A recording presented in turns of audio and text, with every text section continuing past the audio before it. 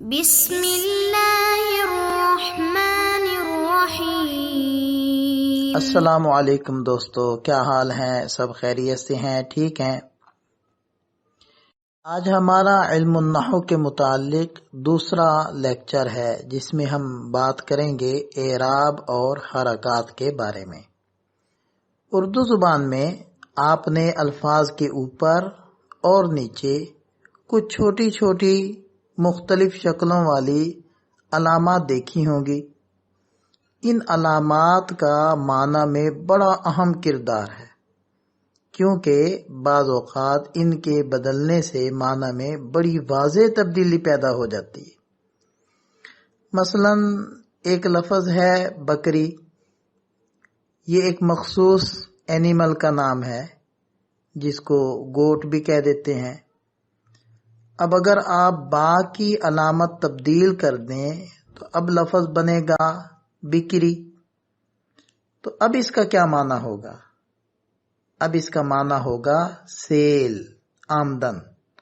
تو دیکھیں کتنی تبدیلی پیدا ہو گئی۔ ایسے ہی ایک لفظ ہے ملک، اس کا معنی ہے ریاست، سلطنت۔ آپ اگر صرف میم کی علامت بدلیں تو لفظ بن جائے گا ملک۔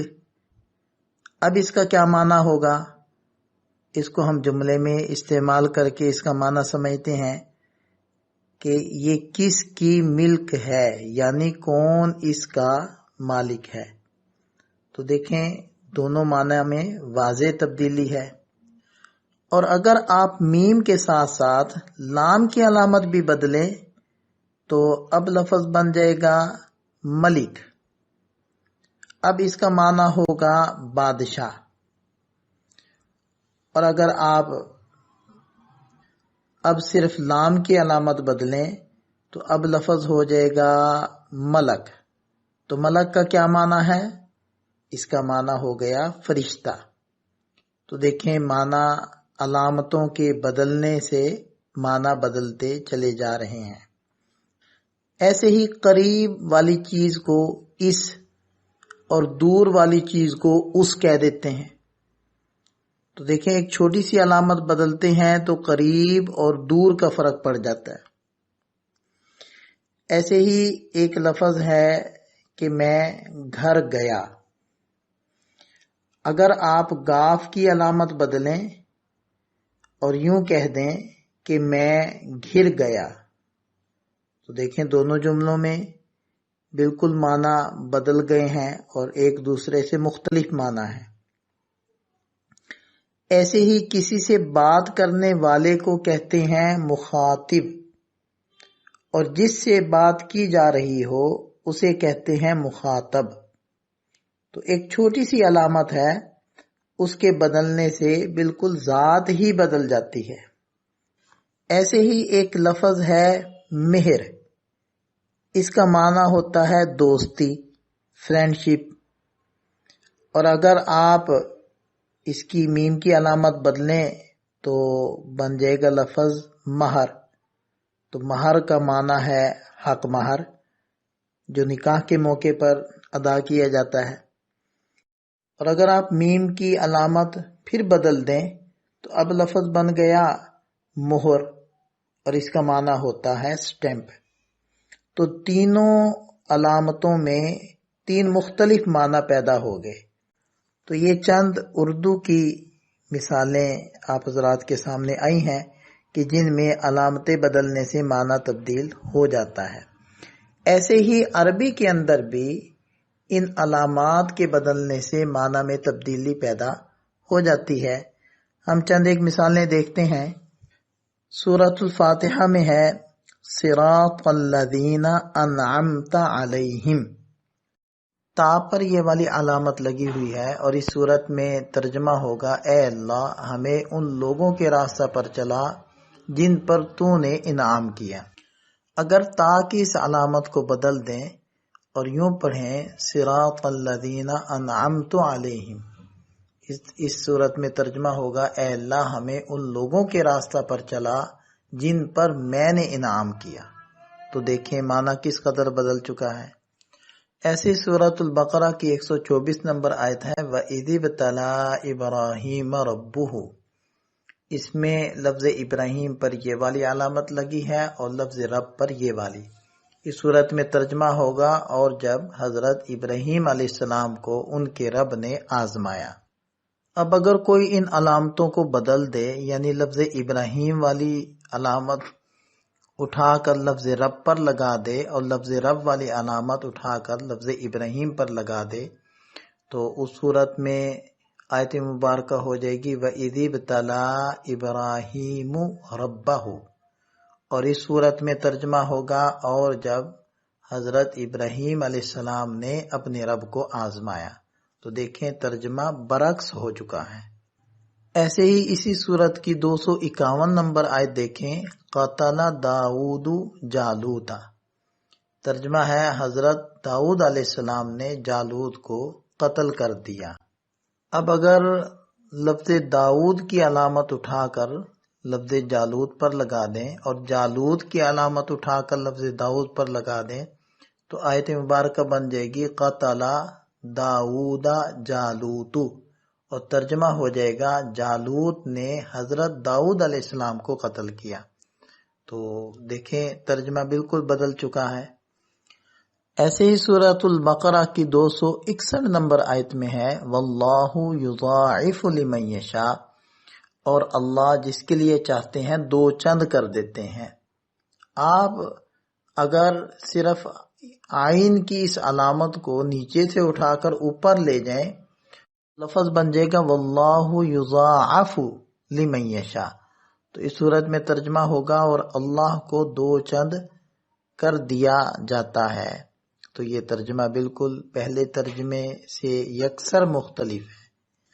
ایسے سورۃ الفاطر کی آیت نمبر 28 ہے انما یخشی اللہ من عبادہ العلماء، اللہ تعالی سے اس کے بندوں میں سے علماء ہی ڈرتے ہیں۔ اب اگر کوئی اس کی علامتوں کو تبدیل کر دے تو آیت مبارکہ یوں پڑھے کہ انما یخشی اللہ من عبادہ العلماء، تو اس صورت میں ترجمہ ہوگا اللہ تعالی اپنے بندوں میں سے علماء ہی سے ڈرتے ہیں۔ تو دیکھیں ترجمہ بدل چکا ہے۔ ایسی سورہ مزمل کی آیت نمبر 16 کو دیکھیں فَعَصَىٰ فِرْعَوْنُ الرَّسُولَ، کہ فرعون نے حضرت موسیٰ علیہ السلام کی نافرمانی کی۔ اب اگر کوئی اس کی علامتوں کو بدل دے تو معنی ہو جائے گا کہ رسول نے فرعون کی نافرمانی کی۔ اب دیکھیں پہلا ترجمہ کیا تھا اور دوسرا ترجمہ بالکل اس کے برعکس ہے۔ ایسی سورۃ النساء کی 165 نمبر آیت ہے رسولا مبشرین و منذرین، کہ اللہ تعالیٰ نے کچھ رسول بھیجے جو خوشخبری سنانے والے اور ڈرانے والے ہیں۔ اگر کوئی اس کی علامتیں بدل کر یوں پڑھ لے رسولا مبشرین و منذرین، تو اس صورت میں ترجمہ ہوگا اللہ تعالیٰ نے کچھ رسول بھیجے جن کو خوشخبریاں سنائی جاتی ہیں اور جن کو ڈرایا جاتا ہے۔ تو دیکھیں پہلی صورت میں ترجمہ کچھ اور تھا اور اس صورت میں ترجمہ بالکل اس سے بدل چکا ہے۔ اردو اور عربی کی ان تمام امثلہ کو سامنے رکھنے سے یہ بات بالکل واضح ہو گئی ہے کہ ان علامتوں کے بدلنے سے معنی میں بڑی واضح تبدیلی پیدا ہو جاتی ہے۔ ان علامتوں کو کیا نام دیا جاتا ہے؟ اردو میں تو زبر، زیر اور پیش کہتے ہیں، اور عربی میں ان علامتوں کو ضمہ، فتحہ اور کسرہ کہتے ہیں، اور ان علامات کے اعتبار سے الفاظ کے بھی نام رکھے جاتے ہیں، جس کو ہم انشاءاللہ تفصیل سے اگلی ویڈیو میں دیکھ لیتے ہیں۔ چونکہ اس ویڈیو میں ہم نے اس بات کو سمجھا کہ علامات کے بدلنے سے معنی بدلتا ہے، تو میں چند ایک الفاظ آپ حضرات کے سامنے وہ پیش کرتا ہوں۔ تو اس میں آپ حضرات نے دیکھنا ہے کہ حرکت بدلنے سے معنی میں کیا تبدیلی پیدا ہو رہی ہے۔ لفظ شیر اور شیر، ایسے ہی سرور اور سرور، ایسے ہی کھلنا اور کھلنا، ایسے ہی پتا، پتا اور پتا، ایسے ہی سونا اور سونا، ایسے یہ لفظ ہے ملکہ اور ملکہ، ایسے ہی رہا اور رہا، عالم، عالم، اور گھن، گھن گرج جیسے کہتے ہیں، اور گھن، ایسے ہی چین اور چین، ایسے ہی دور اور دور، چوک اور چوک، دل، دل، سحر، سحر،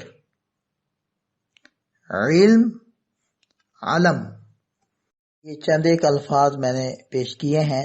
ایک تو آپ حضرات نے علامت بدلنے سے معنی میں کیا تبدیلی پیدا ہوئی یہ بتلانا ہے، اور اس طرح کے اور الفاظ تلاش کرنے ہیں کہ جن میں علامت بدلنے سے معنی میں تبدیلی پیدا ہوتی ہے۔